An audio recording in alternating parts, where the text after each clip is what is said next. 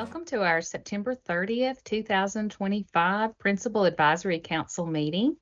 And for all of the PrAC members who are present today, just want to ask if you could to please enable your video during the meeting.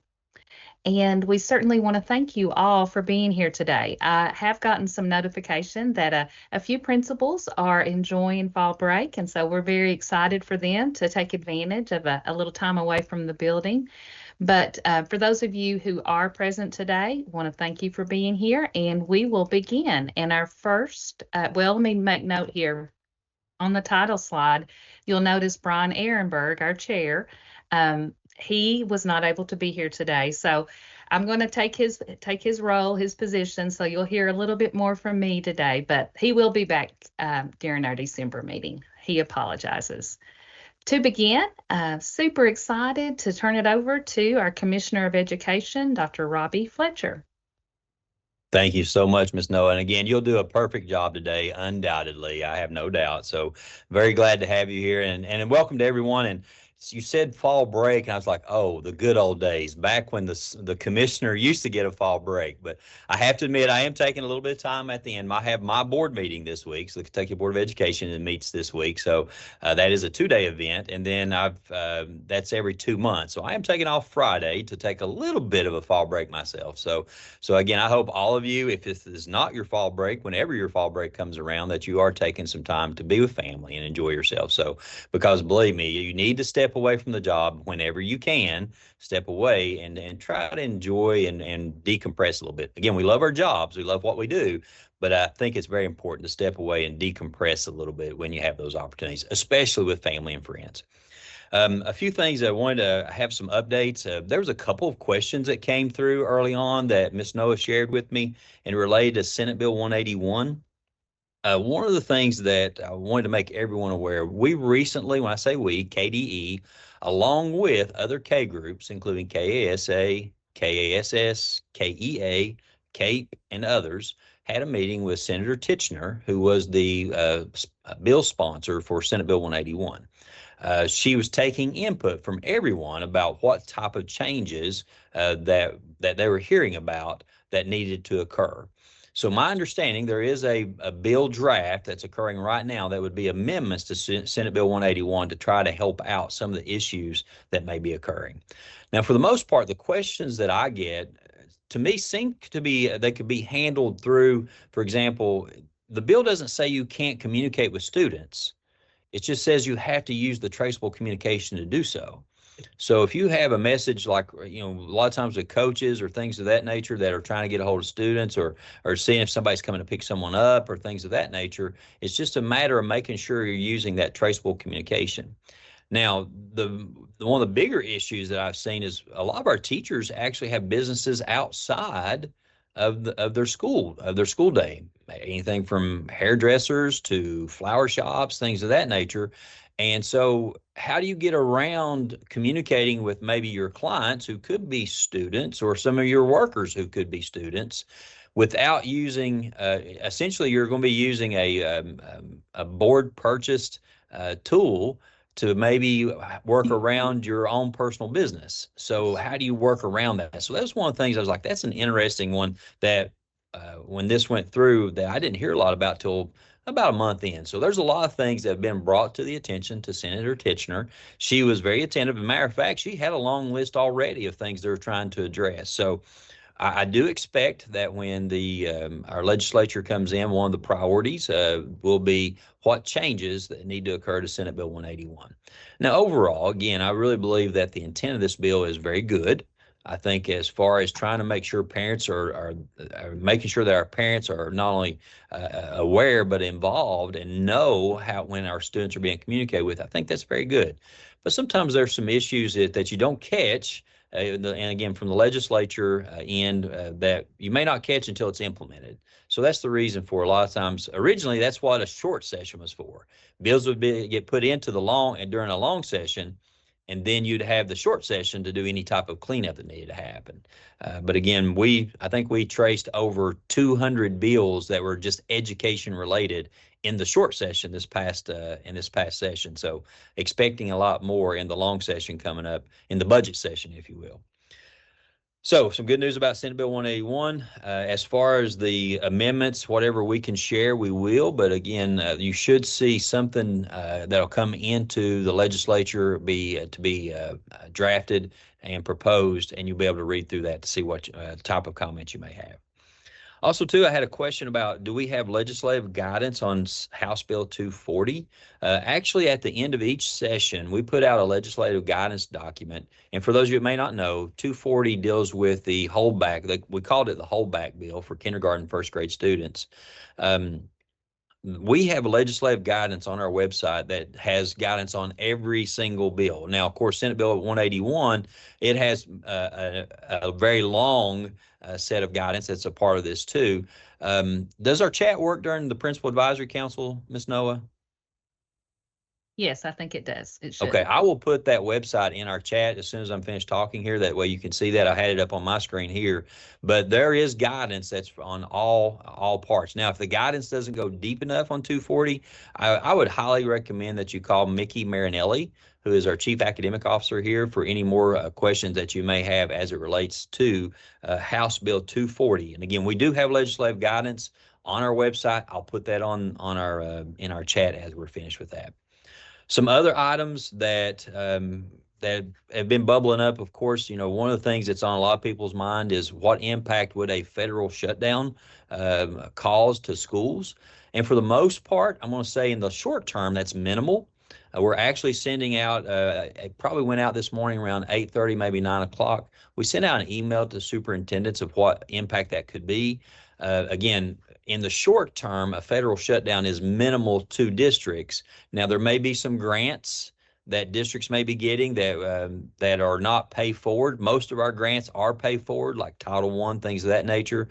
So things that are automatically allocated, we shouldn't have any issues with that, or that's what we're being told. But your superintendent should have received an email today, if they haven't already, about the impact that a federal shutdown could have. Again, in a nutshell, in the short term, that should be very small.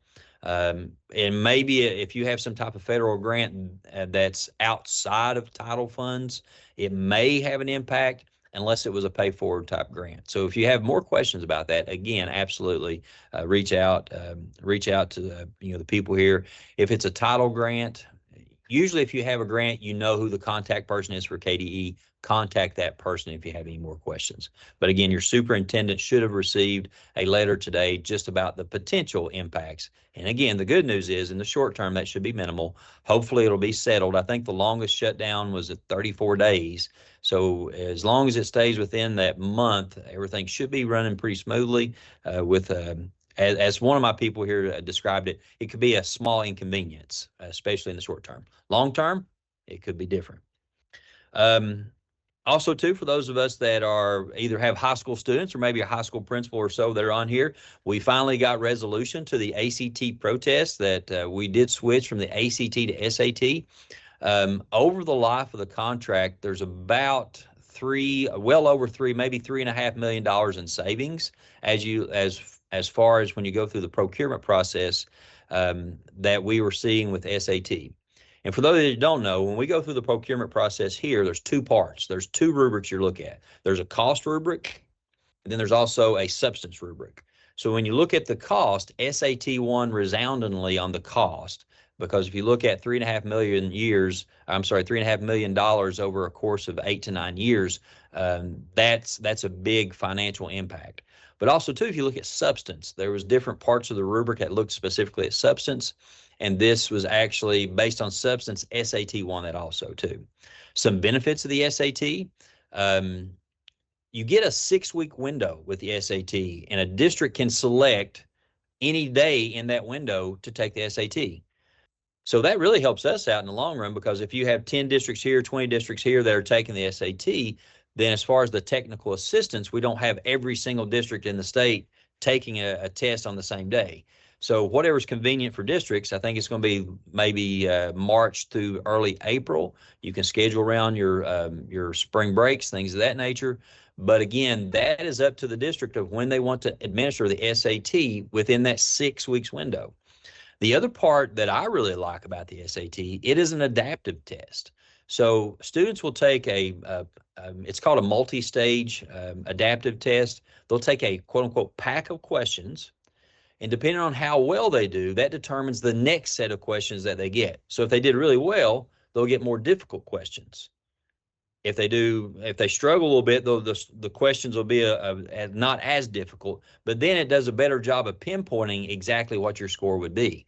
So if you're, again, as the adaptive level of the test goes on, it targets the kid and gets a better answer for what the score may look like. Again, it is a shorter test overall.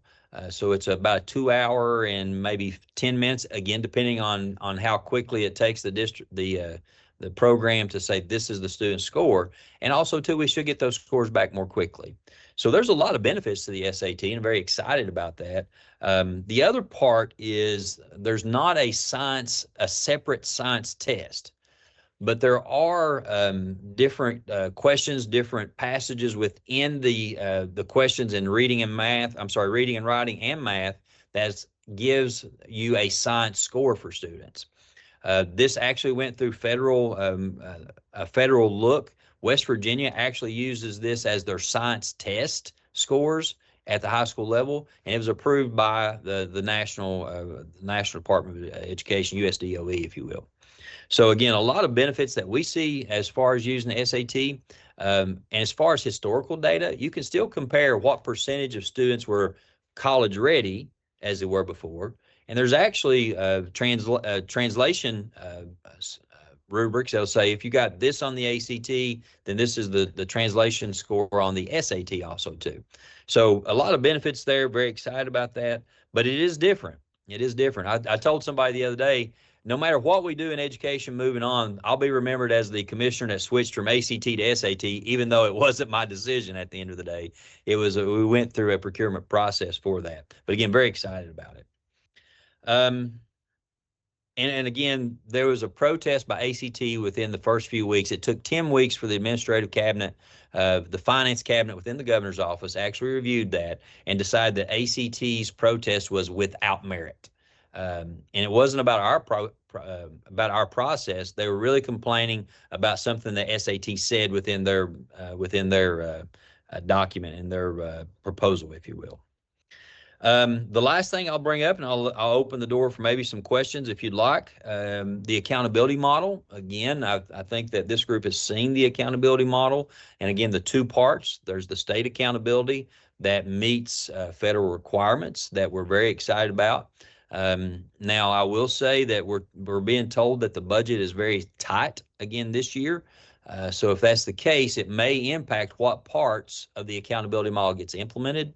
Because what we're asking for is we want to switch from a math reading test that's very I won't say stagnant. It's more along the lines of having a static, if you will. Whereas what we're proposing is an adaptive model for our math and reading, a question by question adaptive model. So if a student gets a question right in reading, gets it correct in reading, they'll get a more difficult question. And then it'll pinpoint exactly if the student is proficient on grade level standards, but also will give grade level equivalency. So this is one of the arguments that we've heard is, parents may not understand what proficiency means, but if they got a third grader and they see that their third grader is reading 2 grade levels above, they can connect with that. So one of the things that we're promoting is having not only the grade level standards being assessed, but also grade level equivalency. And again, we're not going to go like if you're a third grader, we'd go 2 grade levels above or 2 grade levels below. We don't want to say a third grader's on a 10th grade level because they would take more and more questions. We don't want a longer test. On the other end, local accountability. Local accountability is a huge part of this, and you're going to get a great presentation a little bit later about the local accountability toolkit. If you were at the Improvement Summit, the Continuous Improvement Summit last week, you probably saw some presentations on that. I think this is a very exciting time in education because we have the opportunity to do an accountability model that is relevant to an individual district or an individual school. I won't steal the thunder of the local accountability presentation later, but a big part of that other piece, the second piece, if you will, is the local accountability portion of the accountability model. And if you're in a district that's doing local accountability already, you've spent a lot of time and you really bought into the excitement that's happening within your districts. You know, I'll use a quote from Bullitt County. Superintendent Bacon stated, he said, you know, even if this is not passed into law, we will continue using local accountability because it has restored the faith of our community in our school district. We're being transparent. We're asking them what they believe in, what do they need, what type of metrics do they want to see, and we have more and more people coming back to public education. As a matter of fact, I won't share the district name, but I did have one district said that they had someone on their local accountability model that homeschooled their parents. And after going through this process, the parent looked at him and said, I made a mistake. I should have had my kids in the school system. So when you're convincing people through a local accountability model that they need to be a part of public education, this has the potential to make a huge change, a huge shift, if you will, in what we do each and every day. So very excited about that. So I'll stop there. I've talked now for 15 minutes, Ms. Noah, so I'll turn it over. If there's any questions, I'll try to answer those. And if I can't, I'll find somebody that will get the answers back to you later on. So any questions in particular that anyone may have?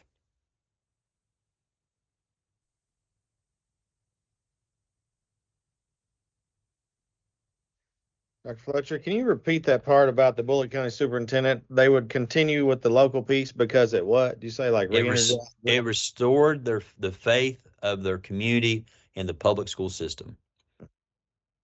Thank you. You're welcome. And it was and it's based on as a matter of fact, I think where Bullitt County is in their local accountability model, they spent last year to establish their 6 pillars, you know, achievement, student well-being, operations, things of that nature. And this is the year they collect data. Another district that has already collected data and presented to their district would be Rockcastle County. Highly recommend looking at their work. Kenton County, Shelby County, Logan County, Fleming County, Greenup County, and others have some really good local accountability models that we've used as examples throughout the state. But again, if you get into the local accountability at Rockcastle, they produce an ebook that gives all the data that their community asked for, and then what's their progress. As a matter of fact, it's turned into a lot of districts as team problem solving, a community-based problem solving. One of the issues that they had in Rockcastle was the community, especially after, if you remember what happened this time last year with the shooting on I-75, their community said, we want SROs in every building, and not just campus, every building. So they worked together to find financial means to make sure that they had SROs in every building. And that was a result of their local accountability model. It wasn't that they just had to produce money out of their budget. The local community said, okay, this is how we can help.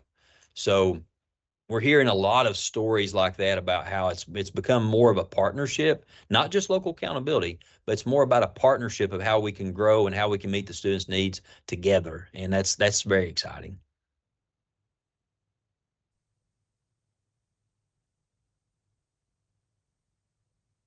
I think right now we have 36 or 37 districts that are either have a local accountability model or in the process of developing it. And I'll close on my local accountability. If you look at Logan County, they have 4 pillars, and it's student achievement, student growth, student readiness, and the 4th one is student well-being. One of the indicators that their community asks for is what percentage of our students are involved in co-curricular or extracurricular activities. What percentage of our students are in a drama production, band, football, basketball, academic team. And so with the idea there, if you look at research, how involved a student is outside of the classroom in other activities during high school is an excellent indicator of whether or not they will be successful once they leave our buildings. And their community realized that, ask for that to be a part of their growth, and they actually have a growth plan to say, how can we get 100% of our students involved in a co-curricular or extracurricular activity, something outside of the classroom? That's a different accountability model.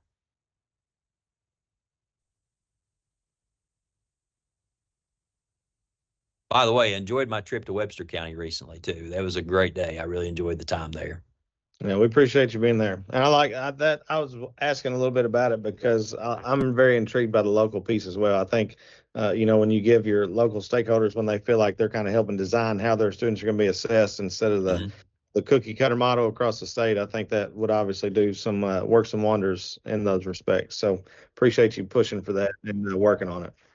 Well, one of the things, like you see so many of our districts don't only have state testing as part of their model, but they also have their own interim or benchmark assessments, whether it be MAP, STAR, iReady. That's the other thing that their district asks for, their community asks for, because they can get that data in real time. So that some districts have dashboards just on their MAP and STAR data that happens, or iReady, as it goes throughout the year, and that gets information out to the community very quickly.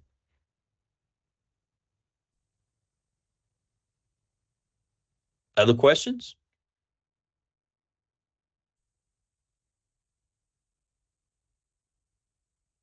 Let's see, looking across, I haven't been to Somerset in a little while, but I enjoyed my last trip to Somerset. Matter of fact, I was at Somerset College recently at the CPE meeting, and looking forward to my trip home back to Martin County coming up pretty soon. So good to see some folks that are very familiar faces, and everybody get to be more familiar faces as we move on. All right, if no questions, going once, twice. All right, Ms. Noah, I'll turn it back to you. Okay, thank you so much for prioritizing your schedule to be here with us today, Commissioner. You're welcome. We will advance and go to item 2 on the agenda, and that is roll call of members. And as I call your name, you can just unmute and say here. Before we begin with that, I do want to direct you to the yellow highlights there. The PrAC is a 3-year term, and unfortunately, we've got 3 people coming up who will be rotating off in December. So as we go through, you might want to check for your individual time frame when your term is expiring, just so that you have kind of a heads up on that. But to begin our roll call, Brian Ehrenberg. Mr. Ehrenberg was not able to be here today, so we'll mark him as absent. Mr. Hankins? I am here. Thank you. Mr. Lightning? I am here. Thank you. Mr. Petrie? I am here. Thank you. Ms. Sinclair Morris? Okay. Ms. Kirk? I'm present. Thank you. Mr. Ross? I'm present. Thank you. Mr. Blythe? I'm here. Thank you. Ms. Williams? Here. Thank you. Mr. Klein? Here. Thank you. Ms. Noakes? Here. Thank you. Ms. Fields? Present. Thank you. Ms. Skidmore?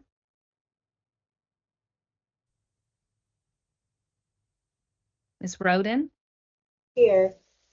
Thank you. And Mr. Schroer? Here. Thank you. And our principal prep representatives that serve on the council, Dr. Nicholas Brake, are you present? Yes, I'm here. Great, thank you. And Dr. Wallace? I'm here. Okay, thank you. Now, as I alluded to, the terms, they rotate off every 3 years. And while we do have 3 identified vacancies that will be occurring in December, we have started the process to call for applications. So KDE is seeking new members for the 25-26 Commissioners Principal Advisory Council. And you'll notice on the slide deck that we have a direct link to that application. So as PrAC members, I would encourage you to share that with your colleagues. Be the voice as to kind of, even though we've got some written description about what's required as a PrAC member, be the voice to kind of share with others what the role is, and of course, encourage as many people as possible to apply for that. The application does remain live until November the 1st. And for our December meeting, we will have new faces in the PrAC meeting. So we'll have those people in place and ready to go during the December meeting. As Mr. Ehrenberg is one of the 3 who will be rotating off, we're going to need to replace his his position. So we're going to have to elect or determine, identify a chairperson for PrAC, and that person will need to be in place in March of 2026. And the process to determine the chairperson is actually something that the PrAC members decide. It's been done a lot of different ways. We've had voting, we've had nominations in the past, we've just had volunteers. So it's completely up to the PrAC group on how that process works. And when we come back in December, we'll let Mr. Ehrenberg kind of facilitate that, and we'll come up with a way to determine the process and then who will be in place for our March meeting. But I did want to kind of give you a heads up, especially if you're on the council now and you've seen Mr. Ehrenberg and how he facilitates the meetings and you might be interested in that. Just want you to be ready and maybe volunteer or reach out to him and get some additional information about what he does before the meetings even begin. All right, and that takes us to item 3, the agenda approval. And the agenda, it was connected to the calendar invitation. And also, I sent that out through email. And we will need a motion and a second to approve the agenda. And if you don't mind, when you make the motion, if you could just say your first and last name, and then, you make the motion or you second it, that would be great. So at this time, I'm looking for a motion to approve the agenda. I'll make the motion to approve Jared Hankins, Webster County. Right. Thank you so much, Mr. Hankins. And a second? Second, I'll second. Tim Klein, Pike County. Okay, got it. Thank you very much, Mr. Klein. And in the chat, if you could just everyone voice agreement, we're all in agreement. And that allows us to go to item 4. Approval of our summary minutes, and this is from the June 2025 meeting. There is a direct link to the minutes in the slide deck that you have access to. So, and I did share that out a couple of days ago, so hopefully you've had time to review. We do need a motion to approve and a second. Sarah Williams, motion to approve the minutes. Thank you, Ms. Williams. And a second? I'll second. Okay, and who was that? Jico Ross. Thank you very much, Mr. Ross. And in the chat, if everybody could just voice agreement.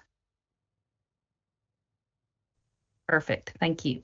Takes us to item 5, Impact Kentucky Survey. And we're delighted to have Ellie Gilbert with us from the Office of Educator Licensure and Effectiveness. And Ellie, I'll just turn it over to you. I just have a very quick reminder that the Impact Kentucky Workplace Conditions Survey occurs. We'll open the window on November 19th, I think is the right date. And then we will close it November 10th and close it December 19th. I knew 19th was right.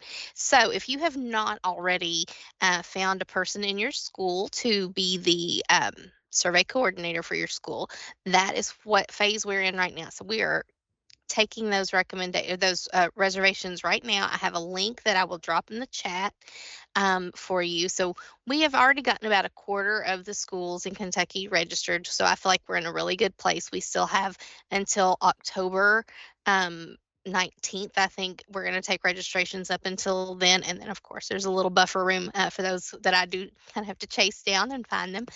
But we just think this is such an important opportunity to give your teachers, your staff voice, and to hear what your school's doing really well, what you need to improve on. It's just a great opportunity. So I'm your impact guru, so you can contact me with your questions. And I'm very excited to see our results this year. We're hoping to have over 40,000 educators respond.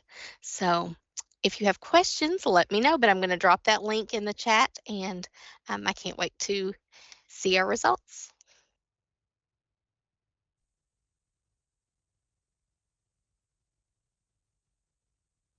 Any comments or questions for Ellie regarding Impact Kentucky Survey? Writing it down, can correct see, no, December 19th, and we will register up until October 19th, and you'll give us the window of time once we register when we need to complete it. The survey will open November 10th, so you'll have about 6 weeks for your staff to complete that.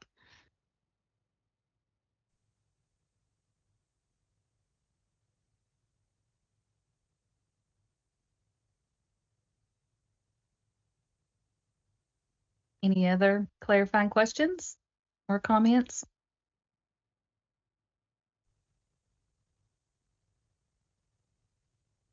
All right, well, thank you so much. And Ellie, her email address, I think she dropped the link in the chat, so we'd be able to contact her through email.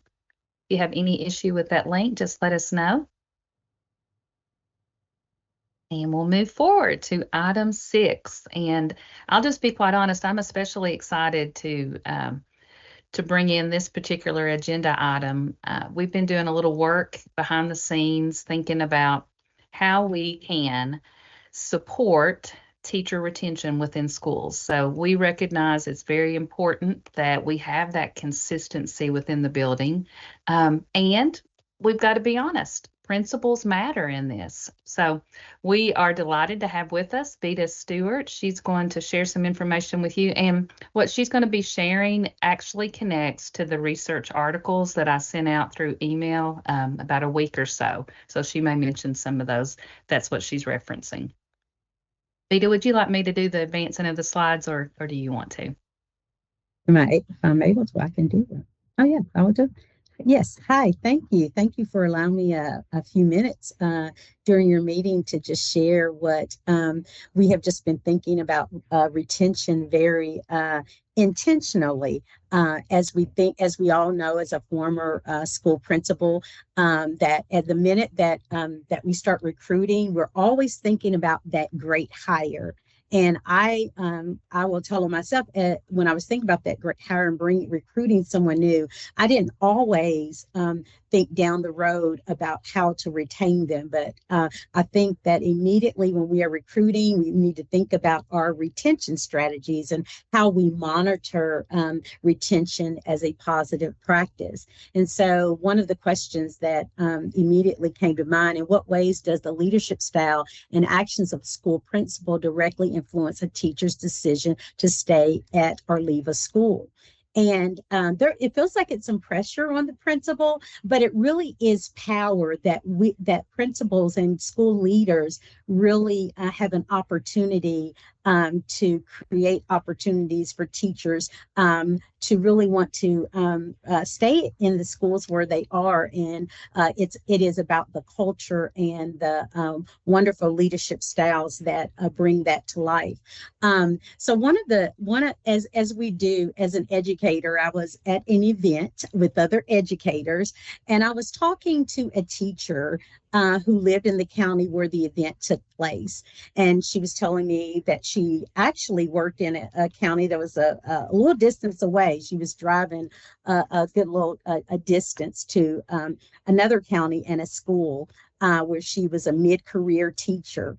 And I was like, so you drive, you leave your county and drive to another county? I mean, why is that? She said, actually, the county where I live actually has a higher salary. And I've been tempted to, stay in my county and work.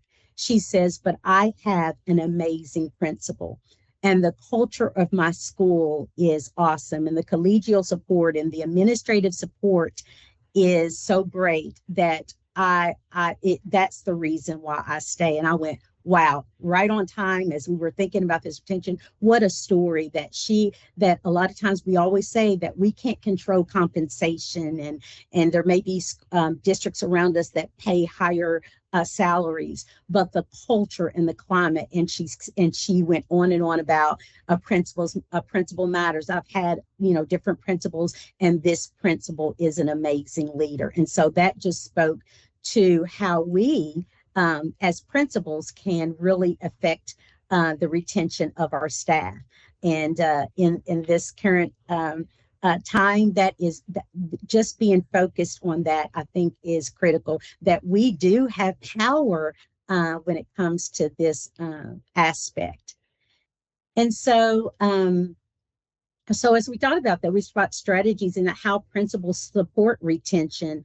And we wanted to, and we know that you're the experts because you're doing the work, you're doing it now. A lot of times, like I said, I was doing things that hopefully promoted that retention, but I didn't always name it and intentionally think about it and the tools that I was using. So we want to ask, what specific strategies and tools do you currently use to support teacher retention? Because you're doing the work every day, and we know that we learn best from our colleagues. So if you want to put that in the chat, if somebody wants to come off mute and share how you're doing those things, because we learn best from each other and in the real work and the real practice that we're doing every day. Anybody like to share any successes?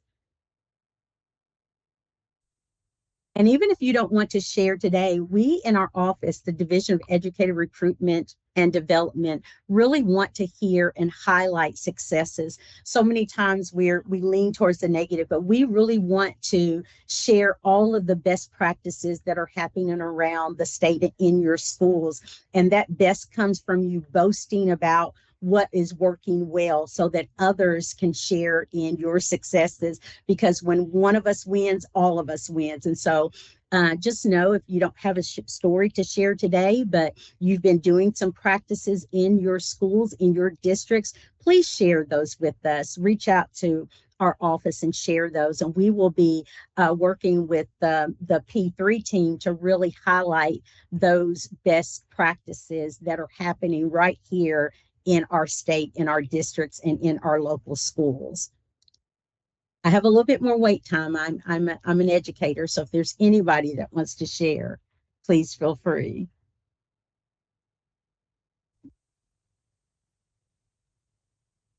Well, as you're thinking about that, just know that we will be reaching out as we go along to find those best practices and share them broadly. We think that's just an avenue to celebrate what is happening in our schools every day.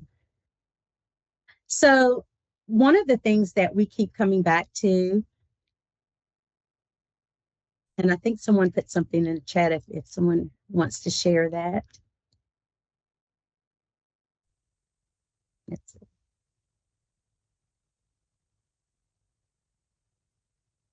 No, I'll let them.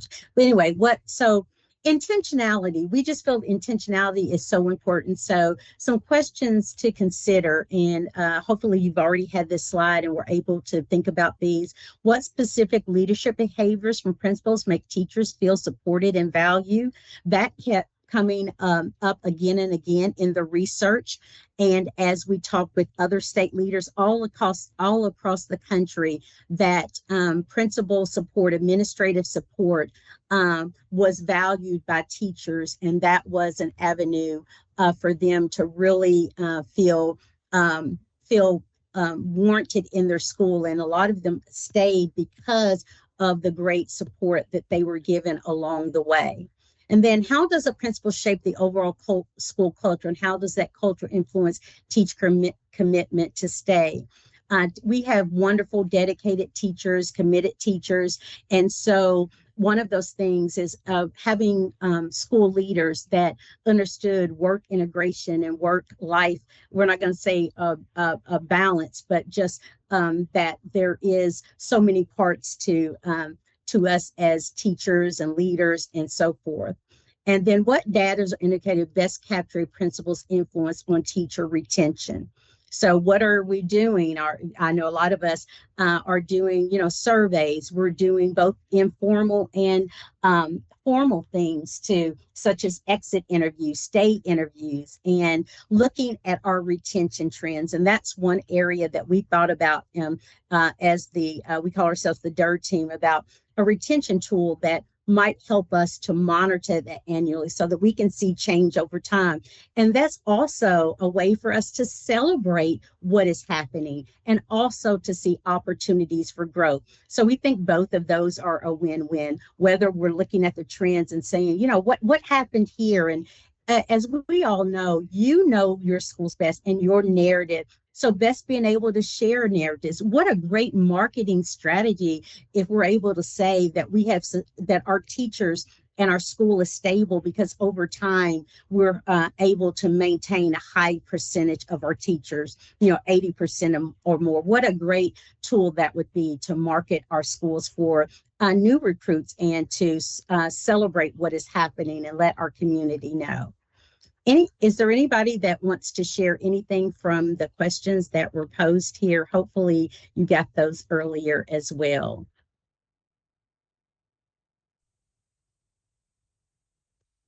I can share that in our district in Jefferson County, we give the Teach Upbeat survey twice a year to our teachers that has district level and school level feedback from the teachers. I know that has helped me kind of pinpoint things year to year that maybe they don't feel 100% confident always in sharing, and I think that's helped us.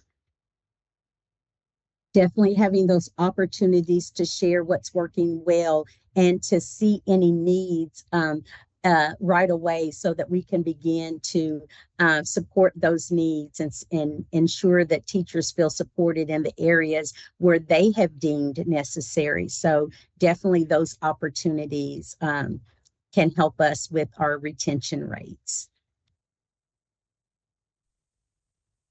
Much like the earlier discussion about our students that are involved that Commissioner Fletcher talked about with the local accountability, you have to think about the same with your teaching faculty, those students that are teachers who are disconnected from your community, maybe some folks that have just moved in. If they don't have a church home, they're not involved in a bowling league, or they're not doing anything really socially, they are just, kind of almost at the collegiate level, they talk about those suitcase students that pack up on Thursday and go home and then come back. We have the same thing that happens sometimes with some of our newest faculty members. So it's been a really huge task, but one that's been taking some intentionality to make sure that all of our newer faculty are connected into the community, making sure they're making friends, they're trying to connect them with resources and folks within the community so they can make a home here and not just come to work, that they are truly building a career while they're here, and that don't use us as a stepping stone, because we could easily be that. In Paducah, we're 2 hours from Nashville, 2 hours from St. Louis, and there's always that thought of greener grass on the other side. So we have to really make sure that everyone's watering their own grass, so they are really growing and don't take that leap somewhere else. Thank you so much. I think those intentional steps that you talked about when we talk about dealing with the whole child, we got to deal with the whole teacher. And unfortunately, to my students' dismay, I did not live at the school. So when you see them in the grocery store, they're like, "Oh, you don't live at the school." And teachers really do want activities that connect them to the community, the arts scene, all of those things that make life vibrant for all of us. And so in thinking about that, we have a wonderful colleague who's on paternity leave right now, or else he would be introducing this, Justin Edwards. And so he loves Excel spreadsheets. So he created a quick just monitoring retention tool. That's just a simple spreadsheet that will allow you over the course of time some longitudinal data to just plug in and to really look at your retention rates intentionally as a leadership team, as a school-wide team with your teachers. And so then you can begin to have those conversations and build community and get the feedback so that we understand where our teachers are, and we're doing it proactively and thinking about it intentionally from the moment we're recruiting to retaining. And we can't just recruit, we have to retain our teachers. And we know across the nation, based on the size and the location of a school. If we're turning over teachers, it's about a $12,000 to almost $25,000 cost each year. If we're not maintaining, we have to keep starting from ground zero and building on the practices that we have at our school. But if we're able to retain and bring new in and share, then we can build a stable environment for our students and our teachers. And so you should have this retention tool. Like I said, it's just a simple Excel sheet that you plug in the numbers from your school. It's about, looking at yourselves locally. It's not about anything outside your school. It's working within your school with your staff and maybe your leadership team, and for your own just monitoring. So we hope you'll take advantage of looking at that tool, that retention tool. And one thing from that, if there's something else you see that you're using or that we might need to add, we're willing to support you in that and share this out. We wonder if this would be something, great to share out to the broader audience. But we are looking to you, this PrAC Advisory Council, as a mechanism to getting some feedback in before we do that. And so we're going to be just over the course of the year, really thinking about retention, working with our great P3 team, who has allowed us to just start thinking about that, because we understand as we're recruiting teachers that one of the most important parts of that is the leadership at the schools. You're important, you have power. And so thank you for allowing us to share. You should have that retention tool.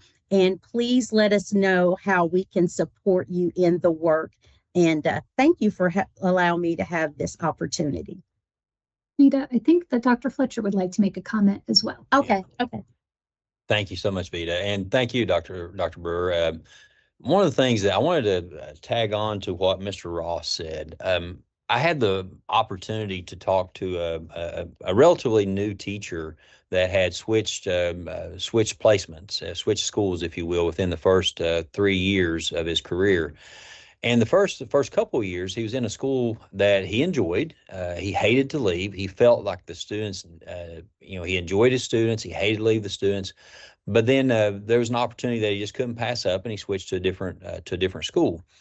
Well, the difference, he said, I enjoyed my staff, my colleagues in my first school, but in the second school that I attended, that I worked in, there was an intentionality of building culture, not only about, making sure we were doing PLCs and things of that nature, but there was more about how can we enjoy each other maybe outside of school time, and maybe even share our families with each other, and talk about, who we are as people with our colleagues. And he said, even it would be very difficult for him to leave this building now. He said, again, I enjoyed my first building, but I really didn't know how much stronger a culture could be until I went and worked for a building administrator, a principal that had such a focus on how can we build that sense of family within our building. And this was a middle school, so it wasn't we hear that kind of discussion about elementary schools a lot, but this was a middle school, and building that culture was something that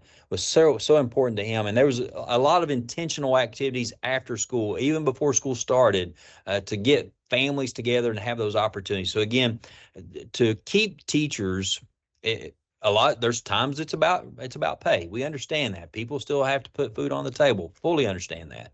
But there are things that we can do individually as a building administrator to say, we are a family that support each other, that work with each other, that we're here to lift each other up as a staff too. And I think that was a great story to go along with what Mr. Ross had said a little bit earlier. I do want to just sort of tie back to the earlier presentation from Ellie. We do hope that the impact survey is a helpful tool for you when you're thinking about retention strategies. So we know that it certainly can be challenging to receive some of the feedback that's included in that survey, but we always encourage districts and school leaders to view it as a snapshot, a moment in time, but it is an opportunity for your employees to provide feedback. And so wherever we can help with the interpretation of that data and strategies, to really maximize the value of that survey so that teachers are feeling seen and heard.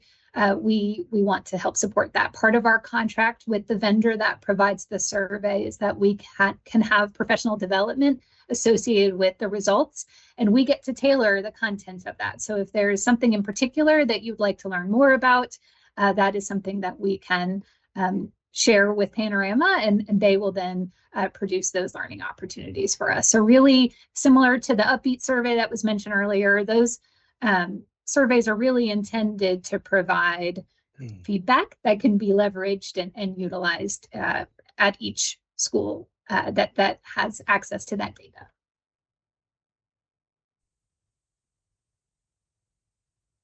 And I just love to talk about impact. So if you just need a buddy to go through it with you, I would love to do that. Yes, we had a session last week at the continuous improvement on the impact survey, and we'll provide, like I said, support around that once you have your data in hand. And so just know we're here to support, and thank you.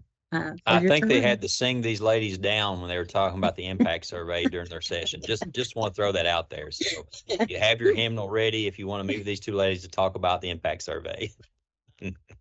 Well, and to touch on that a little bit again, I was going to ask, you know, I think as Dr. Fletcher mentioned, some of the out of school time activities that schools were doing. So any that you guys, I know we are like me, like coming away with specific things that you can maybe try, but are there things that I'll do for those, you know, in addition to kind of like your in the school day stuff, but you know, we've tried things like Thursday after 3 where we have light refreshments and people just kind of hang out, talk, visit, cut up. But are there any ideas out there that y'all have tied to the retention piece?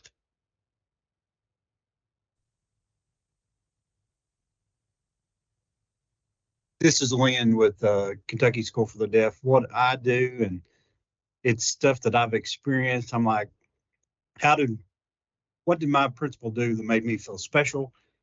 Something I do here at KSD is I make the teachers feel noticed, feel seen by writing them personal little handwritten notes. I was like, what's more special than a handwritten note? Just recognizing them for stuff that they've done on campus, done with kids, done in the classroom. So it doesn't seem like much, but you know, it still made an impact on me many, many years later.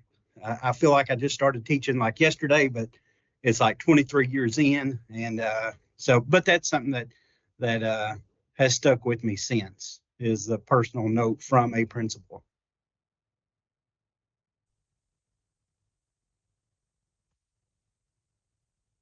I'd just like to share at Yates something that we have found with retention. I've been back to Yates for 4 years and our staff has completely stopped turning over, which is awesome. And one of the ways that we have done is put in a structure where staff can recognize staff.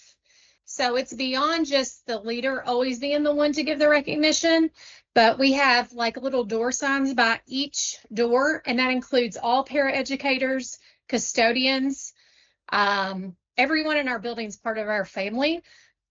So we actually post those beside the door. So everybody has a nameplate and then they just go in the front so everybody can notice them. So it's super simple.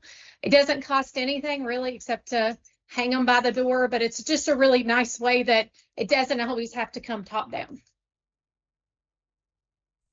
I like that because we just started this year. It made me think when you said that, you know, we do like little positive behavior shout outs for our kids and it sends a note. We have a techie assistant principal. I don't know how they do it, but it generates an email to send to the parent when a teacher recognizes that student for something in class.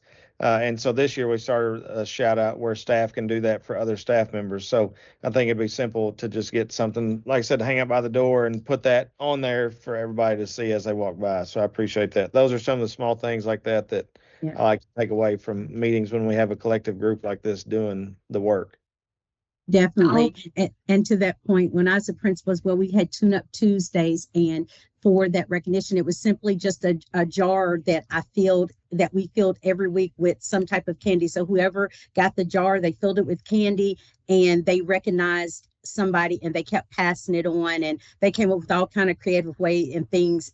There started being other things that they would put in there as well, cookies and all kinds of things, but it was simple, but it was something tangible that kind of passed around that, like, really recognized teachers for the things they were doing.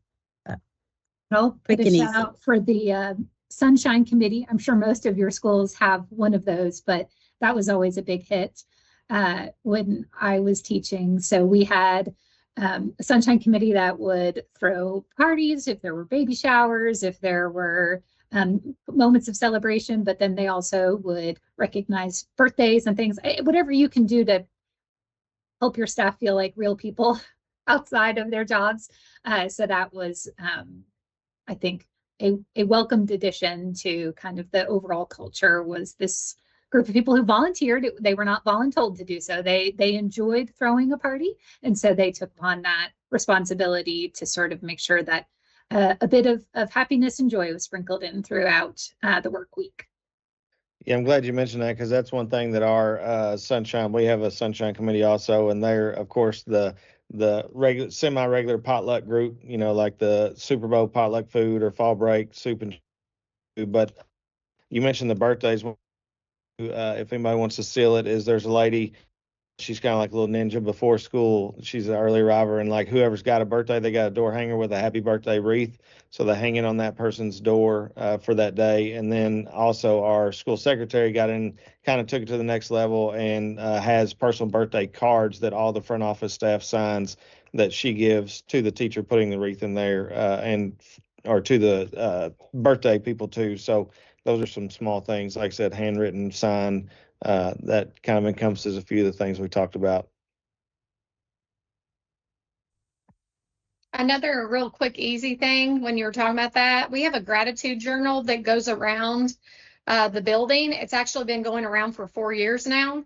I started it, and the rule is just when you get it, try to give it to somebody within the building within the next like 48 hours. And it's so interesting at the end of the year, I'll say whoever has it, like, let's start it again, to see all the different people it has touched. It's super simple, it's easy, and it actually is kind of behind the curtain culture stuff going on that you don't even realize is going on just by putting a journal in place. So super simple.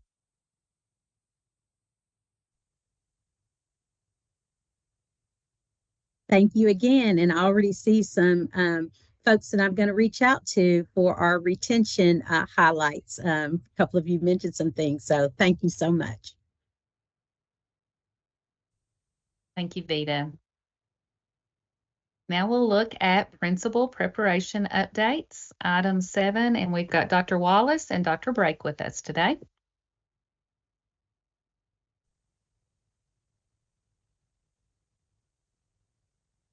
Rocky, do you want to take it, or you want me to start?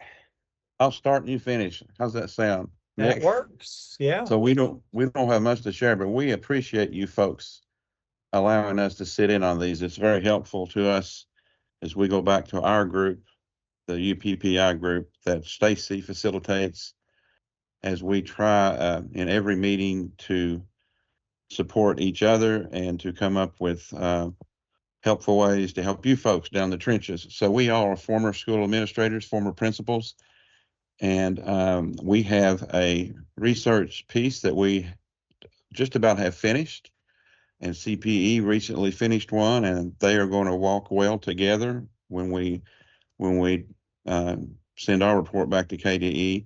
The bottom line is, as you all know, first of all, those of us who are former principals, we don't see how you folks do it. You have inherited so much more of society's what now is the new normal. And so our hats are off to you. I tell my classes that all the time. I would say that our report, what is going to bubble up, is all kinds of findings that lines up with the CPE report. And our report is probably going to add just what Dr. Fletcher said, that you folks must steal away for times of rest and renewal, because the financial support, we know everyone works on that, the state legislature, your superintendents. But it's hard to bring in more financial support. So if you're asking for an assistant principal, hopefully that would work out with your superintendent if you don't have one. But something you can do that doesn't cost any money is to take care of yourself, the balance of your life. In my doctorate work, I did some research with school administrators, and what bubbled up sadly was more stress, more anxiety than they had had before, um, problems at home in terms of their private relationships, um, not taking a vacation in the summer or other times of the year when you have these quarterly mini breaks. And some even shared they had lost their vision for their career. So there are superintendents who will tell you your work is more stressful day to day than their work is.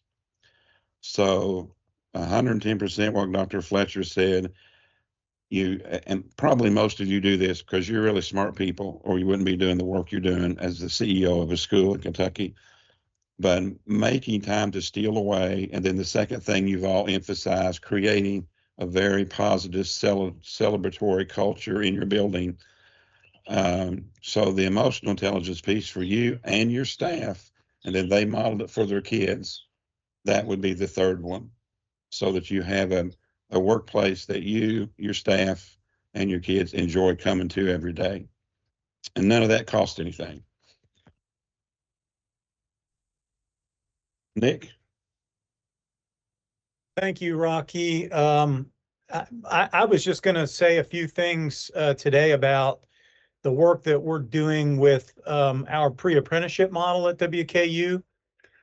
We have put together a pre-apprenticeship program with a federal grant from the Department of Labor, the U.S. Department of Labor. And in that program, we have conceived the principal preparation pipeline a bit differently than we had previously, as just an academic pursuit where students come to the university or online through the university. We now bookend our program with district work at the beginning and district work at the end. The middle of the program has 18 hours of coursework that they do in a more traditional university sense using Zoom and online type of formats.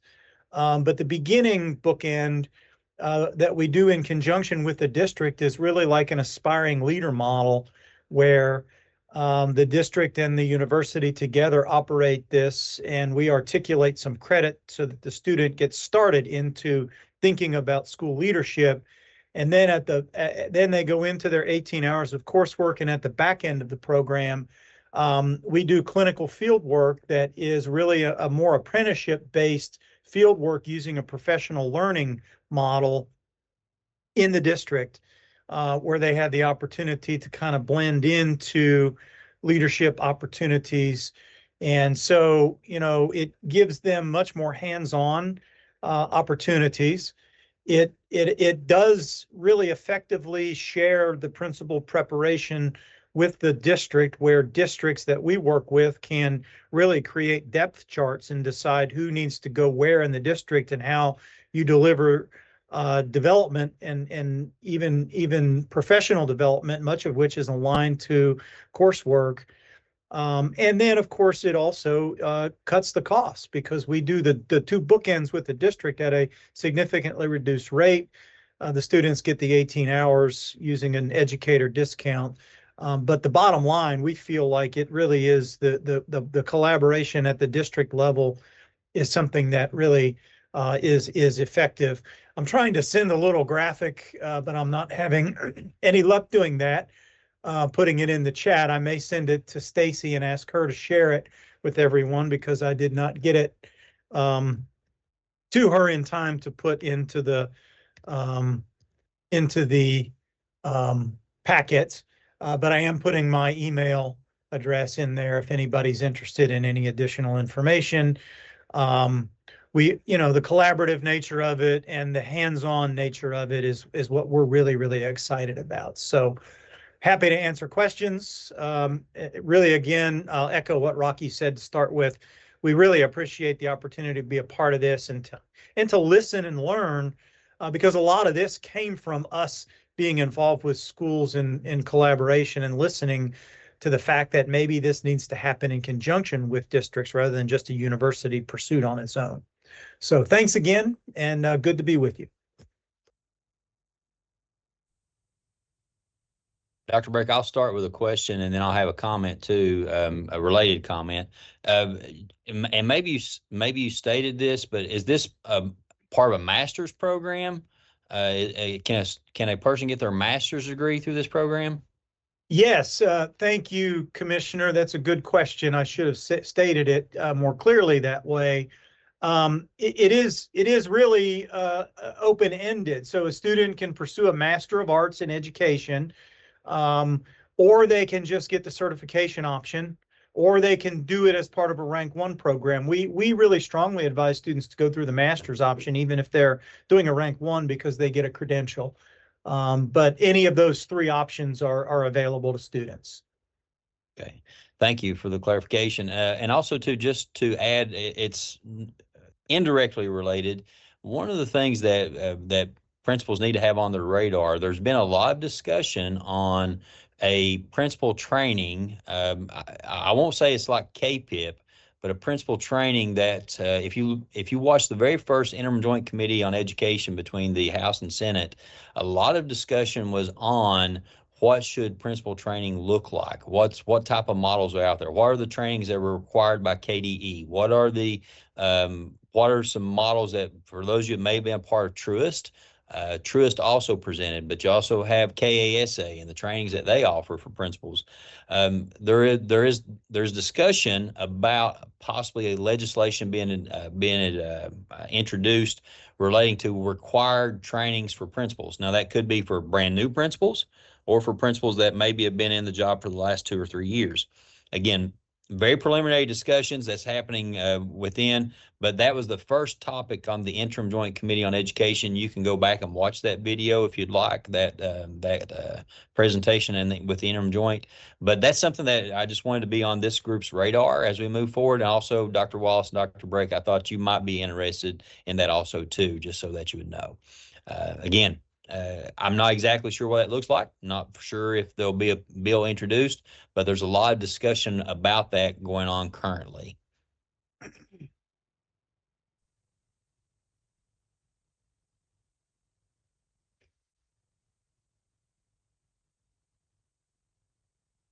All right. Thank you for sharing that, Dr. Fletcher. Appreciate it. Mm-hmm. Any questions or comments from the PrAC members?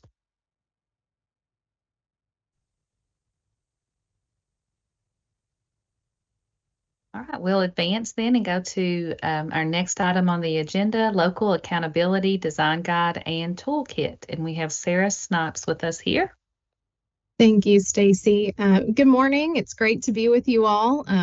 Dr. Fletcher always does a fantastic job taking on the heavy lift of talking about local accountability, and excited to hear some of your excitement and even some of the efforts that you've already been a part of in your local communities and districts as well. So what I bring to you today is hopefully a guide and toolkit that helps kind of bring this this new approach to how we hold ourselves accountable in our schools and in our districts to our community and engage with them in this reciprocal accountability. Really, how do our communities give aid to our schools and districts in strengthening our goals and helping us get to where we want to be to best support students. And so this guide and toolkit is hot off the presses. We are kind of doing a tour around the state right now, which I'll talk about a little bit later and give you some dates where we'll be in person doing deeper dives. But today, just a quick introduction to this guide and toolkit. Going to give you a little bit of time at the end of my presentation as well to just pause, dig in for yourself, take a look, and then have some conversation about possible uses and implications for you as school leaders. So I'm Sarah Snipes. I am the Division Director of our Division of Innovation at KDE, and our team, with the support of valuable partners and districts all across the state, have been engaged in local accountability and exploring what this all could look like since 2021. So we were all much younger then. A lot has happened, a lot of lessons learned, and so we hope that this guide is really useful to you along the way. just want to center my conversation with you today around this question: how could this guide help you tell a more complete story of student success beyond test scores? And when I say you, of course, your community as a whole, and ensure that story is owned by our schools and communities. And specifically, once you get a little bit of time here soon to look into this toolkit through a quick scan, just thinking about what part of this toolkit feels like it could most directly support your work with your teachers, your students, and your families.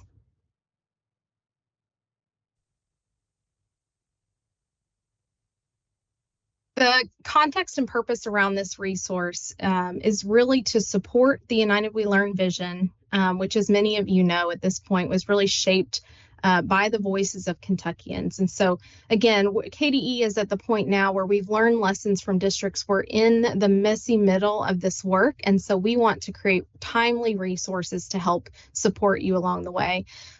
Our big goals here is that in helping you design systems to elevate student agency, help you create more vibrant learning experiences for every student. How do you create systems that reflect your community values and priorities? And how do we start to think about, which is a really difficult thing to do, how do we measure student success more holistically besides a test score that might happen one day out of the year? So ultimately providing our districts with those practical supports. Next slide, please. Local accountability, as Dr. Fletcher said, really has strengthened trust between schools and communities. It was a theory of ours back in 2021, and it's proven to be true all along the way, as you heard from Superintendent Bacon there in, oh my goodness, my brain. And so we're thinking about how do we provide structure and flexibility to districts? Because at the heart of this work, that's what it's really about. How do we give guardrails and safety to ensure equity with local accountability while also maximizing the amount of flexibility that our districts can have to tailor those measures to what really matters to them? We know in Paducah, your context, your communities, your needs, and your desires and goals for your schools and students might look very different from those in Greenup County. And so we want to create systems that help support you while also aligning to a shared vision across our state. Next slide, please. Inside this design guide, you'll find really 4 big key items: a framework for local accountability and its defining principles. So really giving you a foundation. As you'll see when you get to dive in, the first part, considerable part of this resource is just to help folks kind of find their grounding around what we mean when we talk about local accountability. There's also a step-by-step process based on the University of Kentucky Center for Next Generation Leadership's continuum for local accountability. So that's kind of the framework by which we've followed here in this resource. Tools and templates, this is very much a living resource. So as we get tools and templates, whether we develop them ourselves at the department or we reach out to districts and schools and receive what's working from them, we will continue to update this resource. So don't be surprised if you revisit often, keep it as a bookmark, and see that changing over time as many things are added. And then lastly, case studies are also being added. So we will have at least 6 case studies featured, really doing deep dives into districts across our state that exemplify each of the action areas. Next slide, please.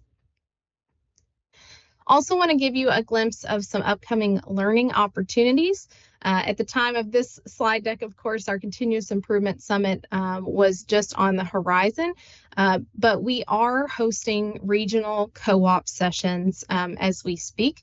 In fact, not at a co-op, however, but we have about 100 or over 100 folks right now at Greenup County. They are exploring local accountability and vibrant learning experiences with Superintendent Moracey right there in Greenup County on site today. So folks came from far western Kentucky. I think we had 5 schools from way out west make a trek. So thank you if any of you have staff there today in Greenup County. We appreciate your eagerness to learn as well. I will put these in the chat, but just want to kind of say them aloud. KVEC and SCSC, we had phenomenal turnout and a session there over the last 2 weeks, but we do have many sessions ahead of us. These are going to be 3-hour half-day morning sessions where we deep dive into this resource, and our team, as well as UK NextGen and staff from Elevate Ed, are going to be on site as well to help facilitate 2 learning tracks. So educators are more than welcome to attend. There's a track for those who are most closely connected to classroom instruction. And then we also have a school and district leader track to hone in on those action areas with which you have the most impact. And so those dates coming up, and again, I will post these in the chat and make sure that Stacy has these as well. WKEC, October 13th, KEDC, October 14th, GREC, October 24th, NKCES, November 3rd, OVAC, November 12th, and CKEC will be December 1st. And I will put times as well in the chat. All of the times will be in local time for you as well. But again, encourage anyone from educators, school leaders, and district leaders, instructional coaches, the whole range are welcome to attend this 3-hour deep dive with us, coming hopefully to a location near you. Next slide, thank you. So as promised, just want to give you time to dive in, do a quick scan, do a quick look through, thinking about that question from the beginning. What part of this toolkit really feels like it could most directly support your work with teachers, students, and families? I mentioned a few minutes ago, this resource is living, it is evolving, and is updated based on new learnings that we have directly from schools and districts. And so this piece to me is also input for us and feedback for us to continue to make this resource even stronger. So while we only have a brief minute to dive in today, I encourage you to email me any feedback that you have if you find gaps in your understanding and knowledge or potential resources you'd like to share or request. So I'm going to give you a chance. There is a QR code there on the screen. I can also drop this link in the chat, and just going to give 5 minutes for you to pull up a tab with this resource and take a look through with these guiding questions in mind. If that's okay, Stacy, are we good on time for 5 minutes? Yes, we are. Okay, great. So I'm just going to mute for a moment and I will come back on here in 5 minutes, which looks like 11:23 on my end.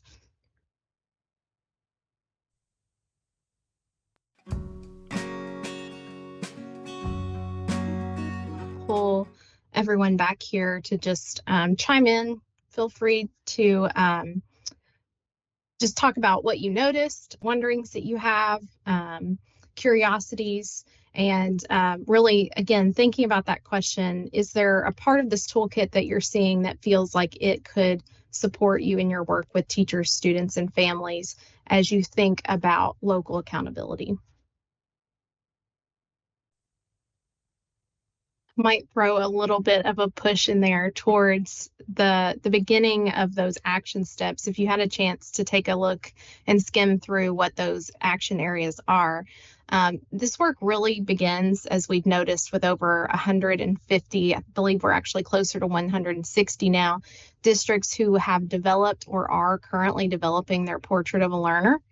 And so that's that set of competencies and durable skills that their community would like to see in their students by the time they graduate and leave their K-12 system. Just curious, and may start a conversation there of what that experience has been if you've taken part in that work, especially given that the great majority of our districts now have been part of that. And we know in our conversations, at least, principals have played such a key role in the implementation and leadership behind what really makes it down to the student level in impact. So any thoughts as well about your journey with Portrait of a Learner, perhaps on your way towards local accountability in your district?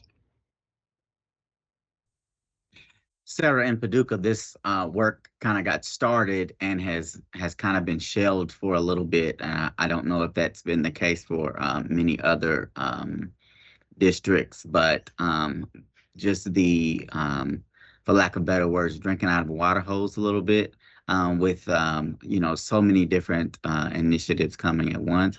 I do believe that the simplicity of building the portrait of the graduate or profile of a graduate, whatever you want to call that. I think that is a great place to start this process, as it does include all those other stakeholders and gets that voice involved.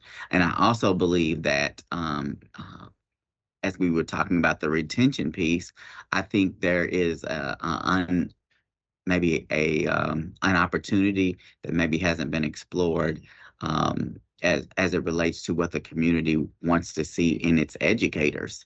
Their competencies already being established for our students, but along those same lines, what are you wanting to see in our schools and in our educators? And then is there a way that can also be kind of put in, even if it's kind of carrots or dropping those little nuggets along the way to our teachers to include in their in the professional growth and effectiveness system. Maybe it's not a true part of the evaluation, but maybe it's more you are a teacher who has these certain competencies and are an expert in this area. So it's kind of like merit badges, if you will, or something along those lines. This does a means to encourage them to be a person that's engaged in continuous improvement.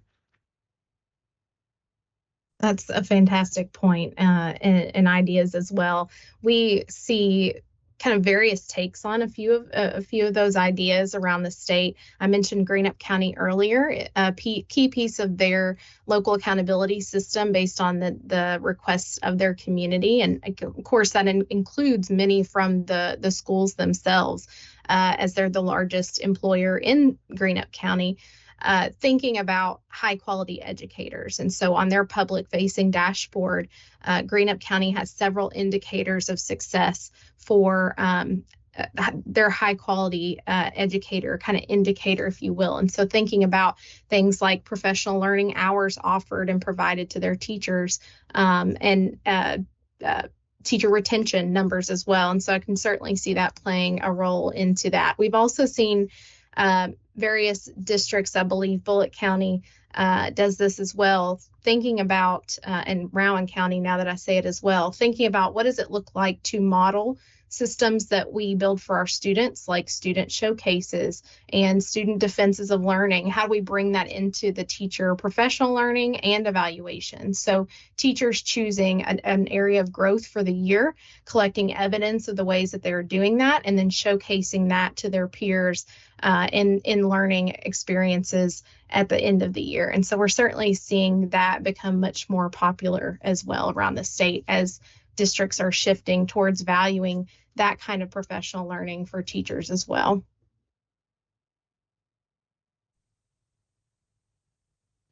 To add, Sarah, we are seeing a lot of districts too. I mean, of course, we're really focused on student growth, student achievement, as it relates to competencies of a portrait of a learner, and also in as far as the academic content. But we're seeing a lot of districts too that their community folks are asking them for dashboards on finances, on operations, management, as part of the overall accountability model, which is fine. That's something that the community is asking for. And for example, even in Greenup County, I think one of the dashboards they use has actually, this is the percentage of the budget and what's spent on CTE versus other parts throughout, maybe even salaries. Again, but there's different, we're seeing some different asks from our communities, not just centered around student achievement, which is the most important thing for us, and their growth as it goes through, but also too, finance and operations are being asked about. How can you show us those type of numbers? And they're building growth plans on changing that. So again, when you open yourself up with that, there's some great input that comes in too. But there's also times this is an opportunity for us to build trust when it comes to maybe finances or maybe other areas too. So again, the local accountability models that you see out there are there's a lot of differences, and they should be. That's why it's a local accountability model. But it really depends on what your community is asking of you. Most of it is centered around these are the competencies that we want to see our students. How are they communicators? How are they collaborators? How are they critical thinkers? It's really centered around profiles of a learner. But also we're seeing a lot of districts that have other accountability measures that are being added in their models just because that's what the community is asking for. And that's great. Again, that's how you build transparency. That's how you build trust. Thank you, Dr. Fletcher. We've noticed, as you mentioned, operations and finance. Districts like Shelby County, for example, have chosen to post their current dashboard live directly underneath on their website, their reading and math scores as required. And so thinking about where this lives for our districts and communities now, it's really not something that they publish and sit on a shelf. It's something that their boards are actively discussing. It's ongoing monthly meetings with stakeholder groups and conversations. So it's a living, breathing partnership between the schools and community that really have strengthened accountability.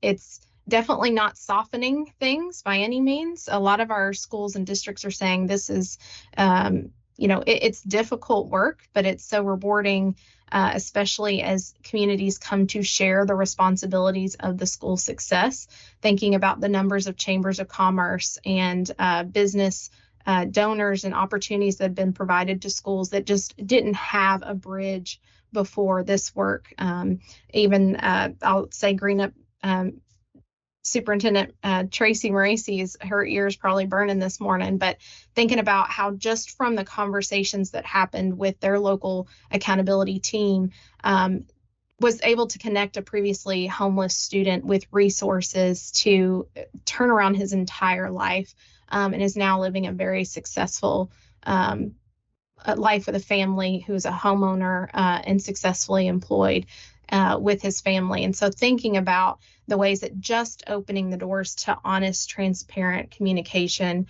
and building trust and sometimes repairing trust with our communities through this work has just made incredible impacts at the heart of the work on our students. Any other thoughts about this resource or perhaps your experience with this work or questions that you might have?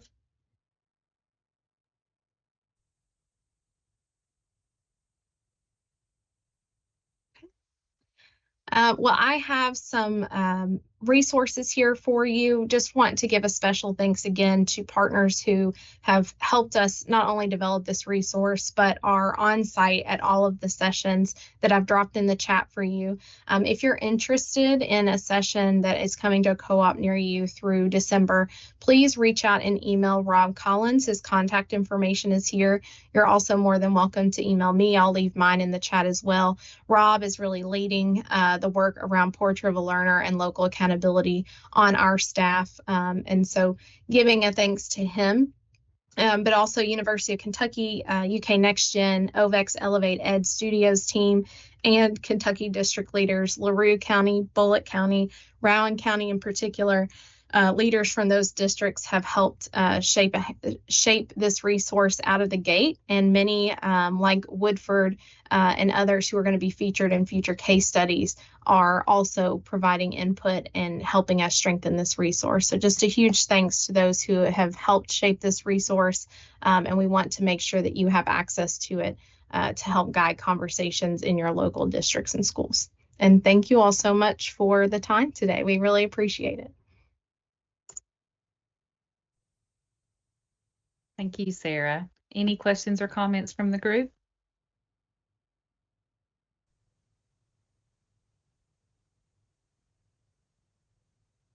All right. Well, thank you so much. We will advance to item 9, mathematics standards, and Emily Satterley is going to share some information about those. Good morning. The review of the mathematics standards will begin this fall, and there are 2 ways that you can get involved and help out with this review as we're getting started. First, there is a public comment survey that is open now through October 3rd. This information has been shared out multiple ways, but we would ask you to please share the information with your local community, teachers in your school, other administrators to give input, because we would like to have input from all stakeholders about the standards. And then also on the next slide, you will see that the applications are still open for participation on the Mathematics Standards Review Committee. This is also open until October 3rd. So please share this information with any mathematics teachers or instructional leads or other administrators who might be interested in serving on the committee. This has also been communicated out several different ways, but if you have any questions as we're going through this process and getting started, those may be directed to the KDE Division Director, Crystal Rowland. And that's all I have, Stacy. Okay, thanks so much, Emily.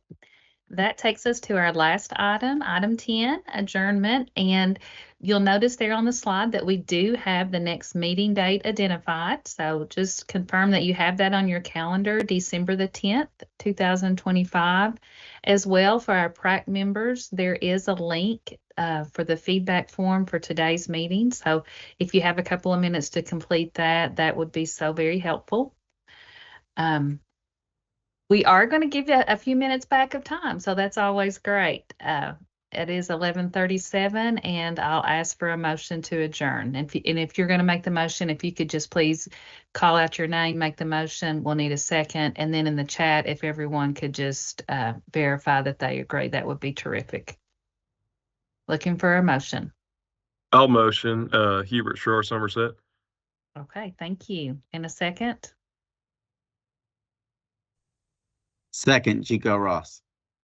Great, thank you so very much. And then just in the chat, if our members could confirm, we will be back together on December the 10th. Thank you very much and have a great rest of your day.